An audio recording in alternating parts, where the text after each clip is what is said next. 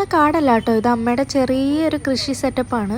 ഇതിനകത്ത് പാവലുണ്ട്, മത്തനുണ്ട്, passion fruit ഉണ്ട്. ഇതെല്ലാം ചെമ്പരത്തിയുടെ മുകളിലാണ്. അതാ പറിക്കുന്ന അച്ചിങ്ങയാണ്. പിന്നെ ഇത് ആമ്പൽ എന്തോ നട്ട് വെച്ചേക്കണതാണ്. പച്ചമുളകുണ്ട് നമുക്ക്. പിന്നെ ഇത് ഈ അമ്പലത്തിലൊക്കെ കൊടുക്കുന്ന, ശിവന്റെ അമ്പലത്തിൽ മാല കെട്ടി കൊടുക്കുന്ന സാധനം, അതിൻ്റെ പേര് ഞാൻ മറന്നുപോയി. പിന്നെ ഇങ്ങനെ വരുമ്പോഴത്തേക്ക് അവിടെ കുറേ കിളികളുണ്ടായിരുന്നു. അതുങ്ങളെല്ലാം എന്നെ കണ്ടുകൊണ്ട് പറന്നുപോയി കേട്ടോ. ഒരെണ്ണം അവിടെ ഇരിക്കുന്നുണ്ട്. പിന്നെ ഈ കാണുന്ന ഒരു റംബൂട്ടാനാണ്. ഇത് കുറേ നാൾ മുമ്പ് വാങ്ങിച്ചു വെച്ചതാണ്, പക്ഷേ ഇതുവരെ കായ്ച്ചിട്ടില്ല. പിന്നെ അടുത്തിരിക്കുന്നത് മുന്തിരിയാണ്. മുന്തിരി എന്ന് പറഞ്ഞ് തൂക്കിയിട്ടേക്കണുണ്ടോ പേപ്പറിൽ.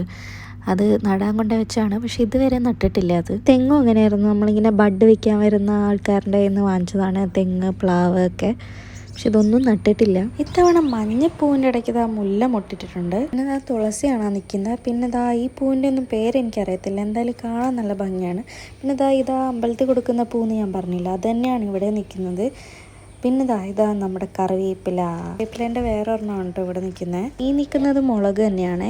റോസയുണ്ട്. റോസപ്പൂവില്ല, പക്ഷെ ചെടിയുണ്ട്. ശരിക്കും രാവിലെ എണീക്കുമ്പോൾ ഇതിൻ്റെയൊക്കെ ഇടയ്ക്കൂടെ സൂര്യപ്രകാശമൊക്കെ വരുന്നതാണ് എന്ത് ഭംഗിയാണ്. നമ്മൾ ഈ പണ്ട് പഠിച്ച പാഠപുസ്തകങ്ങളിലേക്ക് പടങ്ങളൊക്കെ പോലെ